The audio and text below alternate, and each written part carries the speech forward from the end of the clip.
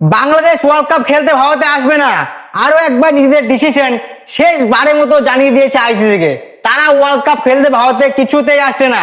গত শনিবার আইসিসির বেশ কয়েকজন সদস্য বিসিবির সাথে একটা মিটিং করে বাংলাদেশে গিয়ে যাতে একটা সমস্যার সমাধান করা যায়।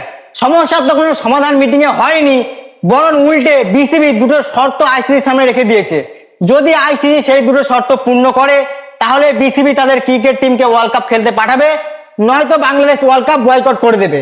প্রথম শর্ত, বাংলাদেশের সবকটা ম্যাচ ভারত থেকে শ্রীলঙ্কাতে শিফট করতে হবে, একটা ম্যাচ তারা ভারতে খেলবে না। সেকেন্ড শর্ত, যদি আইসিসি বাংলাদেশের ম্যাচগুলোকে শ্রীলঙ্কাতে শিফট করতে না পারে তাহলে যেন বাংলাদেশের গ্রুপটাকে যেন চেঞ্জ করে দেয়, কারণ বি গ্রুপে যে সমস্ত টিমগুলো আছে তাদের কিন্তু একটা ম্যাচ কিন্তু ভারতে নেই, আর বাংলাদেশ আছে সি গ্রুপে।